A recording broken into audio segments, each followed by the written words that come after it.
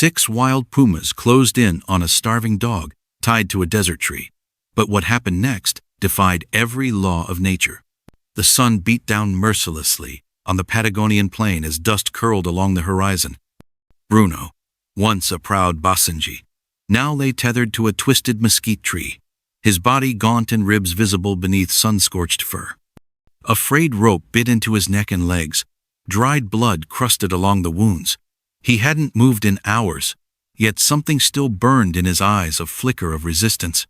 He remembered wind on his face, the thrill of chasing hares, the trust he once placed in a man named Mateo. But all of that disappeared the day he limped back, wounded from a boar hunt. Mateo never looked twice. "Let the wild decide," he muttered, tying the dog to the tree and riding off. No food, no water, no goodbye. As the midday heat shimmered across the sand, Bruno felt his breath grow shallower, his hope thinner, until movement stirred in the shrubs. Golden eyes flickered through the brush. Silent paws shifted the dust. 1, then 2, then 6 pumas emerged, their sleek bodies gliding with precision. They didn't growl or roar. They simply advanced, drawn to the scent of blood and weakness. Bruno tensed. He couldn't run, couldn't fight, but he didn't bow his head. The alpha puma moved closer, its gaze locked with his, not with hunger but judgment. Bruno growled weakly, yanked once at the rope. It tightened, cutting deeper into the wound. Still, he refused to look away. Then the earth trembled. Hoofbeats thundered down the slope. A lone rider burst into view. Camila, a 27-year-old traveling vet, had spotted buzzards circling while heading toward her mobile clinic. Now she saw them, 6 pumas surrounding one dying dog. She screamed, jumped off her horse, and sprinted straight into danger. The pumas paused, confused. Camila rushed forward, eyes blazing, ignoring the sting of fear racing through her veins. Camila knelt beside Bruno, her hands shaking. The rope was thick, caked in blood and dust. She pulled a pocket knife from her belt and began sawing. Bruno didn't growl at her, he growled at the rope.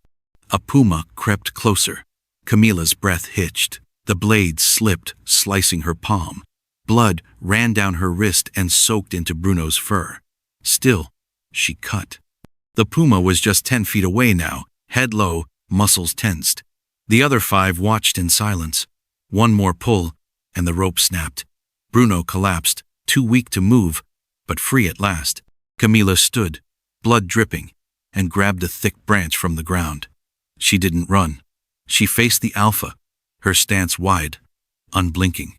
A minute passed.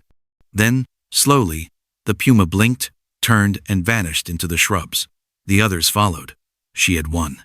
Back at her mobile vet clinic near the Andes, she cleaned Bruno's wounds. He flinched, but didn't bite. She whispered to him every night stories of stars, wind, rivers. His ears twitched. He began eating again. Slowly, he stood. And one morning, Bruno limped toward her, rested his head in her lap, and let out a breath not of fear, but relief. He had chosen to stay. Weeks passed. Bruno grew stronger. His eyes regained their shine. His legs steadied, and his tail finally wagged. One crisp morning, Camila opened the clinic gate. Bruno paused at the threshold. He looked at her once, then ran not to leave, but to remember. Across the golden plain, his legs stretched with purpose.